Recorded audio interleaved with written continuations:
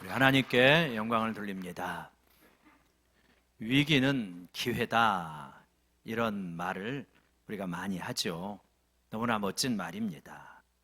위기 속에서 진정한 나의 실력을 보게 되는 거죠.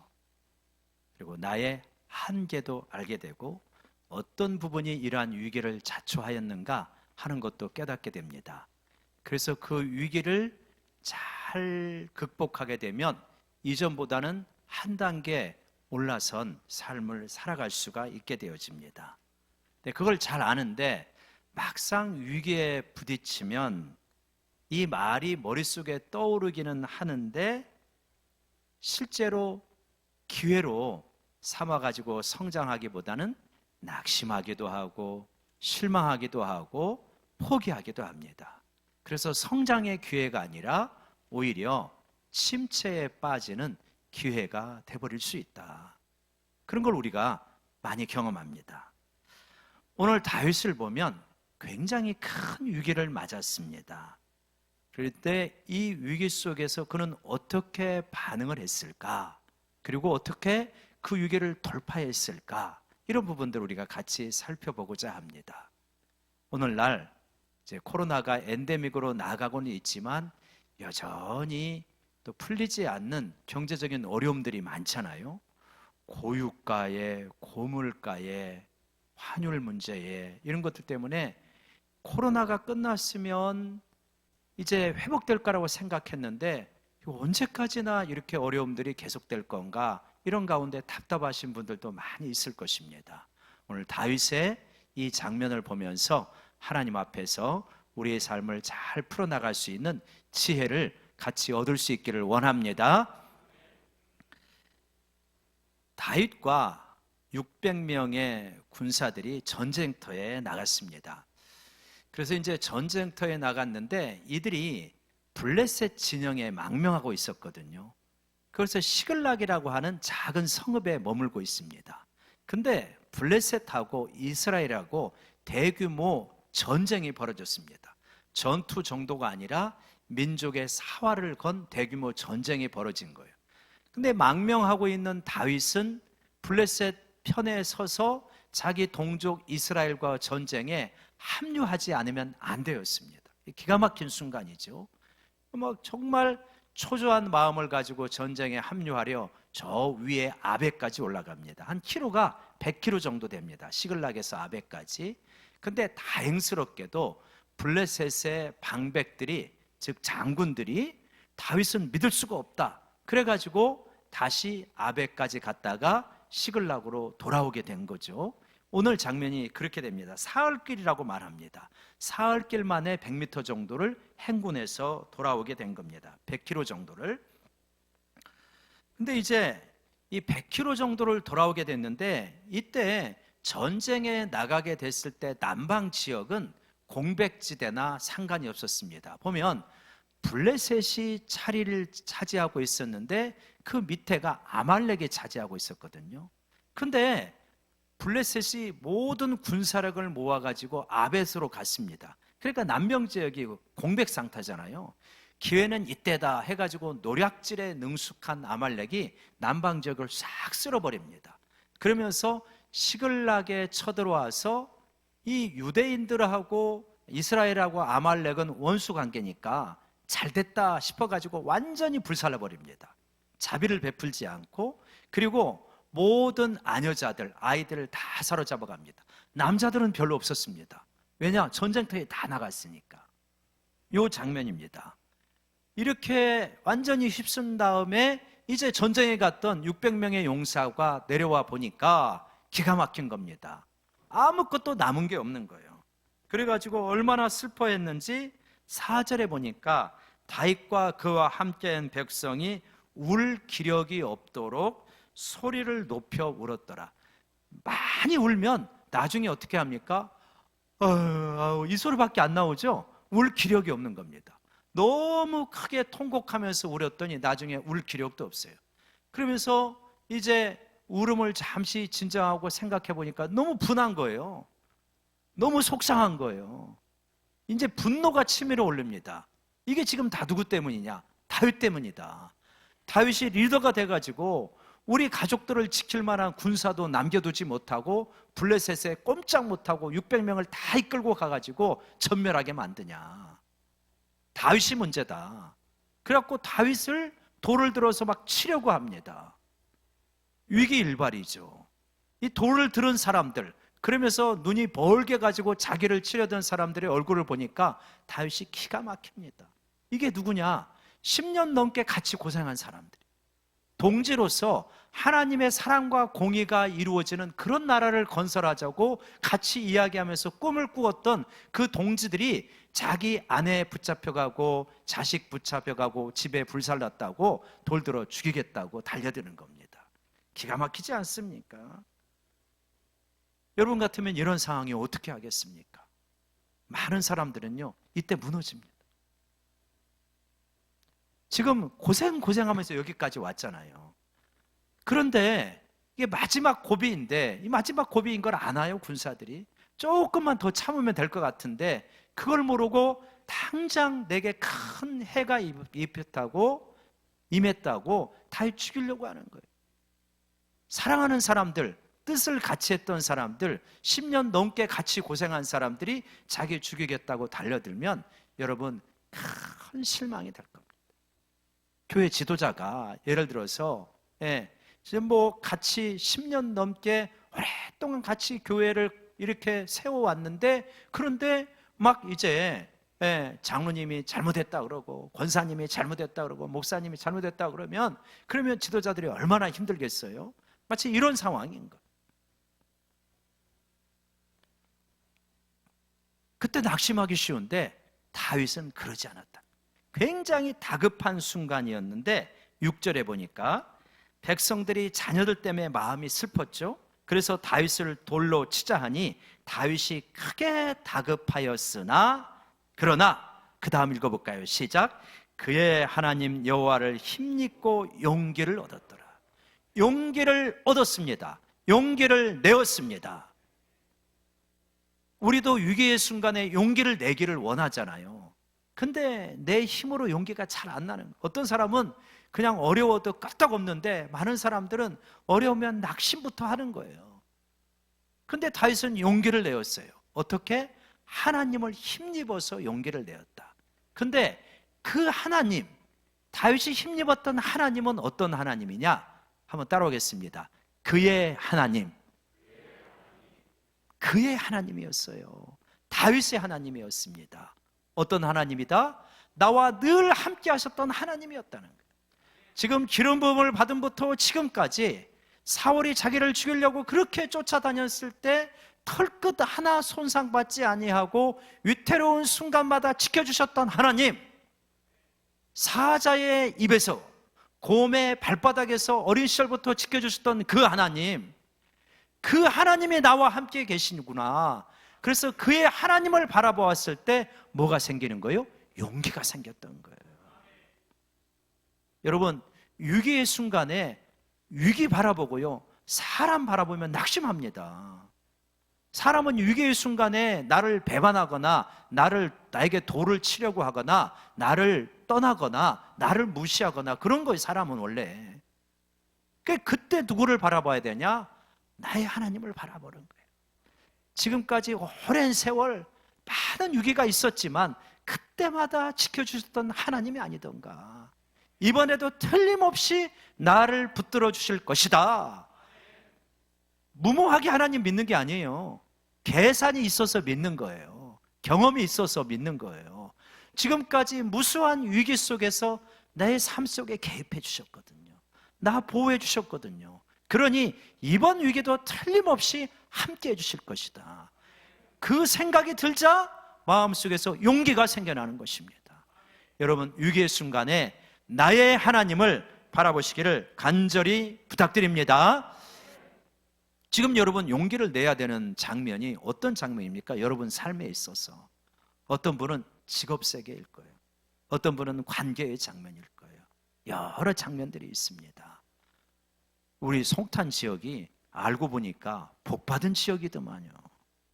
왜 그러냐? 삼성이 공사하는 데 있잖아요. 제가 이제 건너서 들으니까 우리 집사님 한 분이 삼성공사 현장에 다니는데 거기에 지방에서 오신 분, 특히 거제도에서 오신 분하고 친한가 봐요. 거제도에서 오신 분이 그렇게 말했대요. 당신은 진짜 좋겠다. 뭐가 좋냐? 뭐 여기 나와서 일하는 게 뭐가 좋냐? 나는 거제도에서 와가지고 집에 내려가지도 못하고 한 달에 40만 원, 50만 원 렌트비 내면서 그러면서 일하지 않습니까? 당신은 렌트비도 안 내고 집에서 다니고 가족들과 함께 사니 얼마나 좋냐. 그래가지고 우리 집사님 마음이 새로워졌대요. 내가 좋은 동네에 살고 있구나. 눈을 들어보니까 좋은 동네에 살고 있는 거 우리는 몰랐죠. 근데 지방에서 오신 분들은 그렇게 말하는 거예요. 송탄에 사는 사람들은 진짜 좋겠다. 무슨 말이냐? 송탄이 의외로 기회의 땅이라는 거예요. 많은 사람들에게 기회의 땅이라. 전국 각지에서 일하러 오는 사람들이 오고 있는 기회의 땅에 우리가 살고 있더라는 거예요. 그러니까 하나님을 힘입어서 용기를 내면 여러분 얼마든지 일할 수 있고 또 일하고자 하는 의욕이 있고 도전을 하면 하나님께서 도와주신다는 걸 믿으시기 바랍니다. 일자리뿐만 아니라 관계에서도 마찬가지잖아요. 지금 관계가 껄끄러워요. 관계가 껄끄러우면 전화 한번 하기가 얼마나 힘드셔요. 전화기 들어가지고 010 눌렀다가 에이 이렇게 하는 때도 있잖아요. 나의 하나님, 지금까지 어려웠던 관계들도 있었지만 그거를 풀게 해주셨던 나의 하나님을 의지하고, 그렇지, 이보다 어려웠던 순간도 있었지만 하나님께서 함께 해주셨지, 이번에도 하나님께서 도와주실 것이다 믿고 나아가면 하나님께서 놀랍게 역사합니다. 여러분 그렇더라고요. 우리 그리스도인들 관계 가운데 어려움이 있고 아픔이 있지만 대부분의 관계가 그래요. 내가 잘못했을 때 아이고 형제님, 자매님, 집사님, 권사님 제가 잘못 생각했습니다. 제가 미숙했습니다. 용서해 주세요 했는데 나는 용서 못해. 눈에 흙이 들어갈 때까지 용서 못해. 그런 분이 있습니까? 정말 원수 아니고서는 대부분 용서하잖아요. 풀어질 수 있었잖아요. 많이 경험했잖아요. 여러분 관계가 꼬였을 때 이렇게 용기를 내고 용서를 구하고 먼저 사과하고 먼저 다가가고 이럴 수 있는 우리 모두가 되기를 원합니다. 용기가 나니까요 방법이 보이는 거예요. 용기가 안 나면 방법이 안 보입니다. 여러분 마음이 무너졌는데 무슨 방법이 생각나요? 용기가 나니까 방법이 보입니다. 그래서 어떻게 하냐? 제사장 아비아다를 부릅니다. 그래가지고 하나님께 묻자는 거예요. 기도하고 하나님께 묻자. 그랬더니 에봇을 가져와가지고 하나님께 묻습니다. 하나님, 우리가 쫓아가면 따라잡겠습니까? 가족들을 되찾겠습니까? 그랬더니 이 우림을 통하여서 말씀을 하시는 거예요. 이게 뭐냐면 하나님이 말씀하시는 것은 에봇이라는 것은 제사장이 입는 겉옷입니다. 거기에 우림과 둠밈이 있어요. 이걸 가지고 하나님의 뜻을 물어봐요. 그런데 어떻게 물어봤는지는 현대에 있는 우리들은 알 길이 없어요. 정확하지 않아요. 그 우리가 앞에서 살펴보았던 사울이 전쟁에서 다급했잖아요. 아까 말했던 그 전쟁. 거기서 다급하니까 하나님께 묻는데 우림으로도 대답하지 아니하시고 이런 장면이 나왔어요. 그러니까 주사위 던져가지고 이쪽에 나오면 하나님의 뜻, 이거는 하나님의 뜻이 아니고 이렇게 하는 것이 아닌 것 같아요. 그러니까 우림으로도 대답을 안 하시는 거죠. 근데 여기서는 물어봤더니 하나님이 대답을 하십니다. 그러니까 하나님의 사람에게 대답하는 방식으로 하나님께서 어떻게 하셨던 것 같아요. 그래갖고 물어보니까 하나님께서 대답을 하시는데 우리가 그 장면이 그런 겁니다.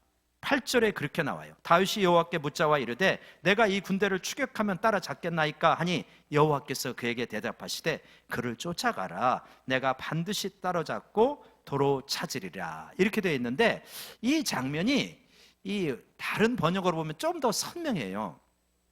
우리 여기를 한번 보도록 하겠습니다. 이게 표준 세번역과 영어 성경으로 보면 이렇게 표준 세번역 같이 한번 읽어볼까요? 시작. 내가 틀림없이 따라잡고 또 틀림없이 되찾을 것이니 추격하여라. 틀림없이 따라잡고 틀림없이 되찾는다는, 애매모호하지 않아요. 확실하게 대답해요. 영어로 보면 He answered him, pursue, for you shall surely overtake and shall surely 리스큐. 그러니까 슈얼리라고 그래요. 슈얼리가 뭐 우리가 확실히 그런 거잖아요. 분명히 틀림없이 되찾을 거야. 하나님께 물었더니 하나님께서 확실히 되찾는다고 분명한 확신을 주십니다. 여러분, 이 세상에 모호한 게 많잖아요. 근데 위기의 순간에 하나님 앞에 나아가면 하나님께서 틀림없이 슈얼리하게 분명히 응답해 주시기를 믿으시기 바랍니다. 그래서 믿고 나아가는 거예요. 그래서 이제 하나님을 믿고 이렇게 나아가는데 이 방식을 우리가 깊이 생각해 볼 필요가 있어요. 무슨 말이냐면 위기의 순간에 다윗이 어떻게 했냐는 거예요. 낙심하고 좌절하는 게 보통 사람들의 반응입니다.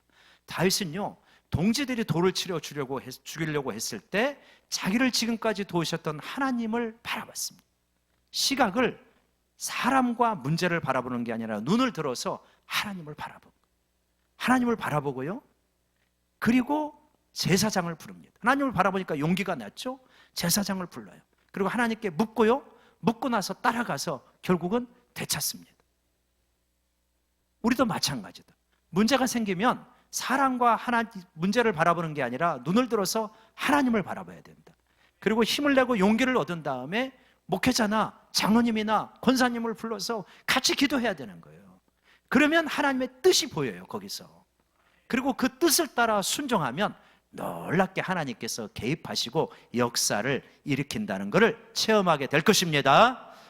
이게 문제 풀어가는 기본적인 가장 보편적인 기독교인의 방식이에요. 아, 이렇게 풀어가면 되는구나. 이렇게 풀어가면 근데 진짜 돼요. 하나님이 역사하시거든요. 한번 생각해 보세요. 내가 하나님께 매달리고 같이 기도했는데 영 안 풀리던데요? 안 그럽니다. 풀립니다. 그 당시에는 바로 극적으로 안 풀릴 수도 있지만 길게 놓고 보니까 풀렸던 거예요. 하나님이 도와주시는 거예요. 그래서 이제 하나님의 말씀대로 600의 용사가 막 아말렉 사람들을 쫓아갑니다. 아말렉 사람을 쫓아가요. 근데 이 큰 넓은 광야 어디로 갔는지 어떻게 압니까? 막막한 거예요. A, B, C, D, E 이 중에 어딘가 있을 텐데 어디로 쫓아가 이게 맞는 거죠? 갑갑하면서 일단 유력한 곳을 쫓아가는데 가다 보니까 한 소년이 병들어 누워 있습니다. 다급하니까 그냥 지나칠 수 있잖아요. 근데 이 공동체는 이 사람을 데려옵니다. 죽어갈 것 같으니까. 그러니까 다윗이 잘 먹이라고 합니다. 우리가 급하지만 잘 좀 먹여야 된다. 왜냐? 이런 은혜를 다윗은 많이 체험했거든요. 자기가 죽을 것 같은 상황에서 하나님의 도움을 많이 받아본 경험이 있습니다. 그러니까 아무리 급하더라고 이 병 들어가는 소년을 나 몰라 할 수 없는 거예요. 그래서 도와주고 나서 너는 누구냐? 넌 왜 거리에서 이 광야에서 쓰러져 죽어가고 있냐? 그랬더니 나는 아말렉 사람이라. 아말렉 사람의 종이라는 거예요. 그 애굽 사람인데 종으로 팔려왔는데 내가 병드니까 다 버리고 그냥 갔다. 그러면 우리를 아말렉 사람에게 인도하느냐? 인도할 수 있다. 어떻게 인도하냐? 주인이 어디로 간다고 이야기하는 거 들었었다. 그러면 나를 인도해라. 그래가지고 뒤쫓아가서 아말렉 진영을 습격할 수 있는 지점까지 도착하게 되는 겁니다. 하나님이 틀림없이 도우신다고 했잖아요. 근데 그 방법이 어떤 건지 몰라요. 어떤 건지 모르는데 나중에 지나놓고 보니까 죽어가는 초라한 종 소년이었더라. 아, 그렇구나. 하나님의 도우심의 손길은 누구를 통하여서 올지 모른다. 특별히 연약하고 작은 자, 정말 하찮게 여긴 일을 통하여서도 하나님께서는 도우실 수 있는 길을 얼마든지 찾는다는 것을 여러분 믿으시기 바랍니다. 그래서 작은 자, 초라한 자에게 소홀히 하면 안 되는 거예요. 낮은 자를 무시하면 안 되는 거예요. 작은 일이라고 경시하면 안 되는 거예요.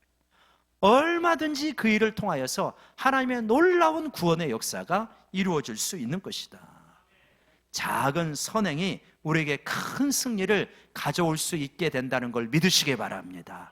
아주 지극히 작은 자 한 사람을 돌본 것이 놀라운 하나님의 역사를 미래에 이룰 수 있다. 이거 여러분 믿으셔야 됩니다. 하나님은 그렇게 일을 많이 하셔요. 그래가지고 이제 기습을 해가지고 이튿날까지 다 공격해가지고 이 아말렉 족속들을 거의 진멸하다시피 하고 가족들을 다 되찾습니다. 근데 덤으로 자기들이 잃어버린 소와 양, 이 아말렉 족속들이 시글락만 침략한 게 아니라 주변 일대를 싹 쓸었기 때문에 덤으로 엄청난 전리품까지 얻어요. 그래서 기분이 좋습니다. 기분이 좋아하고 막 돌아오는 길에 20절에 보니까 다윗이 온 양떼와 소떼를 다 되찾았으니 무리가 그 가축들을 앞에 몰고 가며 이르되, 그 다음 읽어볼까요? 시작. 이는 다윗의 전리품이라 하였더라. 이는 다윗의 전리품이다. 무슨 뜻이에요? 다윗이 용맹하고 리더십을 발휘하고 우리를 잘 이끌어갔으니 이 엄청난 전리품을 얻었구나. 다윗은 역시 진짜 위대한 인물이다 하면서 다윗을 칭송하기 바빠요. 여러분 보이십니까? 이틀 전에 돌 들어갖고 다윗 죽이려고 했던 사람이잖아요. 이틀 만에 다윗의 전리품이다 하면서 다윗을 입이 마르도록 칭송하는 거예요. 이게 10수년간 같이 훈련받은 공동체의 현재 영적 수준이다. 아, 사람이라는 게 이렇구나. 조금 어려우면 돌을 들을 수 있는 것이고, 전리품을 그냥 가득 얻으니까 칭송하기에 바쁘고, 이렇게 어떤 겁니까? 삶의 깊이, 인격의 깊이가 얕은 게 보통 사람들의 모습이다. 여러분, 그래서 이 모습을 보면서 우리가 반성적으로 우리 자신에게 잘 적용합시다. 조금 좋다고 너무 칭송하지 말고, 조금 어렵다고 너무 비난하지 말고, 좀 깊이 있는 그러한 그릇들이 되기를 원합니다. 얕은 세숫대에다 물을 담아 놓으면 돌 하나만 떨어지면 그냥 요동을 치잖아요. 깊은 우물에는 웬만한 돌 떨어져도 붕덩하고 깊이 잠기지 않습니까? 좀 이렇게 그리스도인이, 우리는 영원한 세계를 바라보면서 살아가는 사람들이니까 이 땅의 작은 이익과 이런 걸 가지고 그냥 너무 이게 기뻐했다가 슬퍼했다가 이것이 그냥 너무 확연하게 들어가는 것, 아름답지 않습니다. 우리 옆 사람 바라보면서 한번 격려하고 축복합시다. 자세히 보니 깊은 샘입니다. 시작.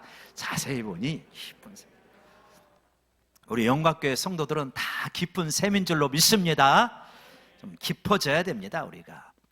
자, 이제 그렇게 부솔 시내까지 왔어요. 부솔 시내까지 왔는데 이 부솔 시내가에서 이제 갈등이 생깁니다. 뭐 부솔 시내가가 이런 거거든요. 그 우리 부솔 시내가를 보여주시면, 그 위에 PPT요. 그 보여주시면 이제 이 사람들이 저기 했잖아요. 예, 저기죠. 부솔 시내가가 저기예요. 이게 아까 처음에 그림에 의하면 올라갈 때 100km, 내려올 때 100km, 그 다음에 24km, 시글락에서 부솔 시내까지 24km, 그러니까 224km를 이제 한 6, 7일 동안에 계속 달린 거예요. 장전이라도 지칩니다. 그래갖고 더 이상 못 가겠다고 주저앉습니다. 왜 그러냐면 저기 이제 구름다리 같은 게 있잖아요. 이게 부솔 시내가가 저렇게 생긴 거예요. 지금 가보면.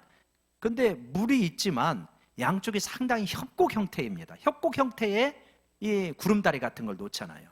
그러니까 너무 지쳐가지고 더 이상 저 까마득한 골짜기 넘어가가지고 그래가지고 못 쫓아가겠다고 200명이 주저앉았습니다. 근데 400명이 힘들지만 쫓아가서 죽을 각오로 싸우고 승리해가지고 전리품 가득 안고 왔잖아요. 그래갖고 이제 반갑게 맞은 다음에 가족들이 다 자기 이제 아빠 만나고 그래가지고 남편 만나고 그래갖고 막 웃은 다음에 이제 같이 모여가지고 이제 어떻게 할 것인가 하는데 전리품 분배의 문제가 생겼습니다. 400명 가운데 몇 명이 그러는 거예요. 저 200명 처져 있지 않았느냐. 우리도 너무 힘들었지만 다시 한번 힘을 내서 우리는 쫓아갔고 죽을 각오로 싸워가지고 이렇게 전리품을 획득했으니 처져 있던 저분들에게는 가족만 돌려주고 전리품은 400명이 나누어야 마땅하다. 그러니까 400명이 다, 400명 다는 아니겠지만 상당수가 동조를 하는 거예요. 200명은 이때 아니다, 같이 나눠야 된다 이렇게 말하겠습니까? 얼굴이요 붉어지면서 땅만 쳐다보고 있는 거예요. 무슨 자격으로 말을 합니까? 자기 동지들이 목숨 걸고 싸우고 와가지고 전리품을 획득하는 자리, 나누는 자리인데, 그러니까 말을 못하죠. 다윗이요, 이렇게 말하는 거예요. 23절 볼까요? 23절, 다윗이 이르되 나의 형제들아, 여호와께서 우리를 보호하시고 우리를 치러온 그 군대를 우리 손에 넘기셨은즉 그가 우리에게 주신 것을 너희가 이같이 못하리라. 그러면서 이 일에 누가 너희에게 듣겠느냐? 전쟁에 내려갔던 자의 분깃이나 소유물 곁에 머물렀던 자의 분깃이 동일할지니 같이 분배할 것이니라. 전투에 나갔던 사람들이나 부소 신학가에 머물렀던 사람이냐, 그 전리품의 분깃이 어떻다고요? 동일하다. 똑같이 나눠야 된다는 거예요. 오늘날 극우 유튜버가 이거를 해석하면서 다윗은 공산주의 사상에 물들었다, 이렇게 말할 수도 몰라요. 어떻게 동일하게 분배하냐? 이 현대 자본주의 세상에 익숙하고 승자 독식주의에 익숙한 마인드를 가진 현대인들은 공평하지 않다, 정당하지 않다고 말할 거래요. 아니, 목숨 걸고 싸운 사람들과 편안하게 쉰 사람들과 어떻게 같이 나누냐? 불공평하다, 이렇게 말할 사람들이 많지 않겠습니까? 근데 이게 어떻다는 거예요? 이게 25절에 보니까 그날부터 다윗이 이것으로 이스라엘의 율례와 규례를 삼았더니 오늘까지 이르니라. 이스라엘의 규례가 되었다는 거예요. 하나님이 사랑과 공의로 하나님의 나라를 다스리는데 그 사랑과 공의가 가장 이상적으로 펼쳐졌던 게 다윗 왕국입니다. 다윗 왕국은 이러한 규례, 전리품이 생겼을 때 나가서 싸운 사람이나 힘들어서 뒤에서 처진 사람들이나 같이 나누는 이 규례를 다윗의 왕국의 중요한 원리로 삼았더라는 거예요. 놀랍지 않습니까? 만약에 조금만 뒤집어서 생각을 해봅시다. 만약에 이거를 이 사람들이 주장한 대로, 400명이 주장한 대로 투표했으면 400명이 이겼을 거요. 우리 투표하자 그랬으면 400명이 이기지 않았겠습니까? 이렇게 했으면 이들의 주장이 나름대로 일리가 있고 수로도 부족하고, 그래서 이렇게 하면 400명은 차지하고 200명은 그 가운데 체념하는 사람도 있겠지만 600명의 공동체는 마음이 어떻게 됐을까요? 한 마음 될 수 있을까요? 아니요, 한 마음 못 됩니다. 한 마음 될 수가 없어요. 우리가 할 말은 없지만 그래도 섭섭한 거는 어쩔 수 없는 거예요. 다윗은 이거를 알고 하나님께서는 이미 이거를 아셨기 때문에 모세오경에 이런 식으로 하지 말라고 말씀하십니다. 다윗은 그 말씀을, 모세오경을 너무나 잘 알았기 때문에 실천한 것 뿐이에요. 그래서 하나님 나라의 공동체가 균일하게 나누는 그러한 이 한마음 된 공동체가 될 수 있습니다. 그런데 성경은 400명이 목숨 걸고 싸웠으니까 우리만 나눠야 된다라고 하는 자들을 뭐라 그러냐?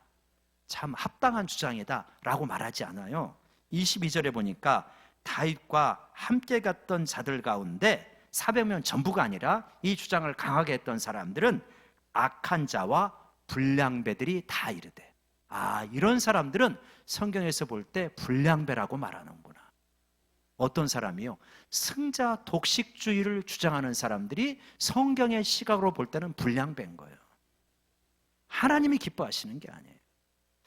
약간 목사님 오늘 말씀이 좌측에 가까워, 이러시는 분이 있을지 몰라요. 약간 색깔이 드디어 나오는구나, 이런 분이 있을지 몰라요. 여러분, 우리 그리스도인들이 좌측입니까? 우측입니까? 진보입니까? 보수입니까? 여러분, 우리는요, 진보, 보수, 좌우도 아니에요. 우리의 고향은요, 우리의 본적은요, 하늘나라입니다. 우리는 수준이 높아요.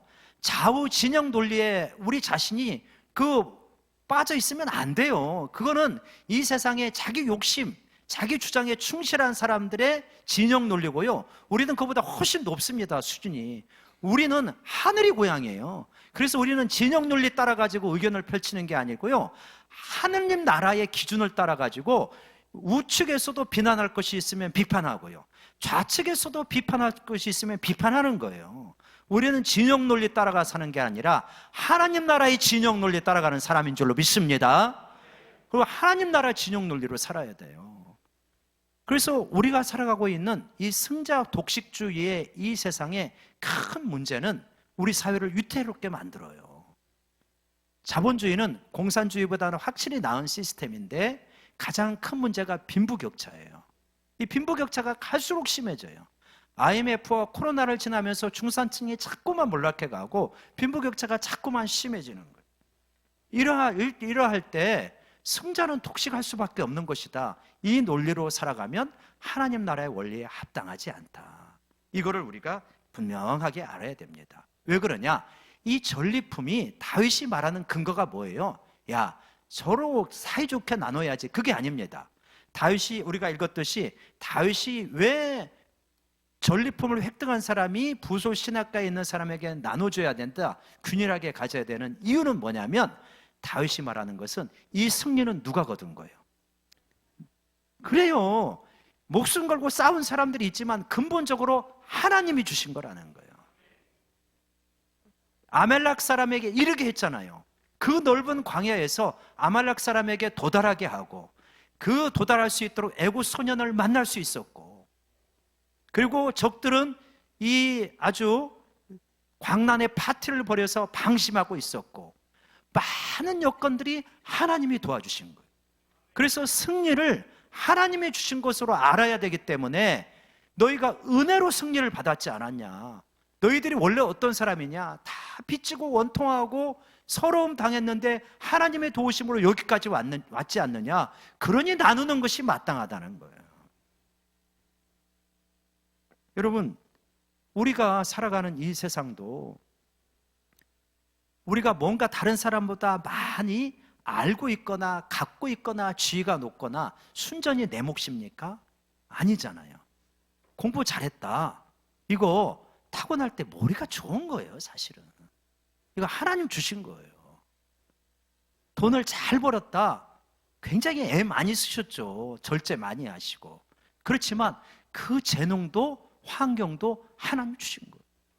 넓게 크게 바라보면, 지금 우크라이나하고 우리나라를 바라보면 우리는 평화롭게 사니까 많은 걸 누릴 수 있잖아요. 근데 우크라이나하고 한국하고 위험도로 따지면 한국이 사람들이 바라볼 때는 더 높았을 거예요, 전쟁 위험도가. 근데 하나님이 다행스럽게도 지켜주시기 때문에, 이 환경을 지켜주시기 때문에 우리가 많은 걸 누리는 거 아니겠습니까? 여기서부터 우리가 감사해야 되는 거죠. 사실은 겸손하고 감사하고. 재능도 마찬가지다. 공부 재능도 있지만 돈 버는 재능도 있는 것 같아요.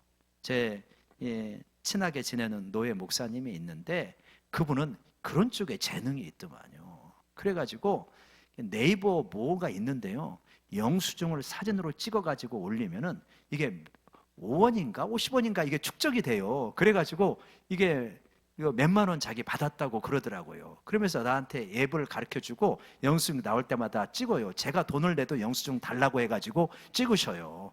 저는 그때 한 번 배웠는데 나중에 귀찮아서 안 해요. 참 재미가 없더라고요. 근데 얼마나 이쪽에 빠삭한지 몰라요. 근데 나중에 이야기하는데, 자기 집에는 직장 다니는 사람이 한 사람도 없대요. 자기 집안에는 전부 사업하거나 장사하거나 이러니까 그쪽에 DNA가 많이 발달해가지고, 나는 목사님 뒤만 따라갈게, 제가 그러고 있어요. 아무튼 그렇게 재주가 좋더라고요. 재능이더라고요. 재능이 있으면, 하나님이 주시고 환경 속에서 그런 자극을 많이 받았으면 이것도 하나님의 선물이니까, 이 부솔신학가에서 어쩔 수 없이 뒤처진 사람들을 돌보는 것이, 그게 하나님의 뜻 아니겠습니까? 우리가 다음 주에 맥주 감사헌금, 우크라이나를 위하여서 맥주 감사헌금을 합니다. 평화를 누리고 있는 거 하나님의 은혜인 줄로 믿고요, 어려움 속에 있는 우크라이나, 이러한 이 국민들을 조금이라도 돕는 게, 이게 하나님의 뜻에 합당한 것인 줄로 믿습니다. 그래서 여러분, 내가 뭔가 재능이 있어서 공부를 잘해, 돈을 잘 벌어, 지위가 높아, 영향력이 커, 그거 근본적으로는 하나님이 주신 거기 때문에 오직 나와 내 가족만을 위해서 이걸 어떻게 누릴까? 이렇게 생각하지 말고 이거를 어떻게, 하나님이 주신 선물인데, 하나님의 은혜로 받은 선물인데 어떻게 좀 이거를 잘 하나님의 뜻에 합당하게 나누며 내가 섬길 수 있을 만큼 섬길까? 여러분, 이러할 때 하나님께서 크게 기뻐하시는 줄로 믿습니다. 이게 참 복된 거예요. 이러할 때 이렇게 했더니 다윗 공동체가 온전한 공동체가 됩니다. 우리 많은 국민들이, 우리 한국 사회가 만약에 이런 식으로 자발적으로 섬기면서 나아간다면 얼마나 건강한 사회가 되겠습니까? 선진국은 대부분 이런 시스템이잖아요. 하나님 나라의 원리가 옳습니다. 그래서 부솔 신학가에서 처진 사람들을 위로하고 섬기는 것, 여러분, 이것이 하나님의 정의인 줄로 믿습니다. 여러분, 다윗이라고 위기 돌파하는 게 쉽지 않았습니다. 정말 다급했잖아요. 자칫하면 돌을 맞을 뻔도 했습니다. 그러나 그는 그 순간에 하나님을 힘입고요, 앞으로 나갔습니다. 여러분, 위기의 순간에 뒤로 물러가는 것은 하나님의 뜻이 아니에요. 히브리서 10장 39절에 이렇게 말합니다. 우리는 뒤로 물러가 침륜에 빠질 자가 아니요 오직 영혼을 구원함에 이르는 믿음을 가진 자다. 위기의 순간에 뒤로 물러나는 거 쉽습니다, 여러분. 자기 연민에 빠지기 쉬운 거거든요. 우리는 그런 사람이 아니다. 하나님을 바라보고 앞으로 나아가는 사람입니다. 하나님 바라보고 앞으로 나아가면요, 하나님을 바라보면 용기를 주십니다. 그리고 하나님의 확실한 길을 열어주십니다. 도움의 손길을 만나게 해주십니다. 승리하게 해주십니다. 잃어버린 것을 다 찾고도 남음이 있는 그 역사로 이끌어 가십니다. 위기의 순간에 앞으로 나아가는 믿음의 결단이 있는 우리 모두가 되기를 원합니다. 우리 기도하시겠습니다. 하나님 아버지, 우리 인생에 여러 번 위기가 있는 것을 깨닫습니다. 심할 때는 주저앉아서 아무것도 못하겠다고 생각할 때가 있고, 울고 원망하고 누군가를 향해서 돌을 던지려고 하는 마음이 들 때도 있습니다. 그럴 때 하나님, 저희도 하나님을 바라보고 용기를 얻게 하여 주시옵소서. 하나님의 말씀을 듣고 그 말씀대로 순종하여 나가게 하여 주시옵소서. 하나님의 도우심을 경험하여서 애굽의 소년을 만나고 그 소년의 인도함 가운데서 적진을 무너뜨릴 수 있는 그러한 인도를 받게 하여 주시옵소서.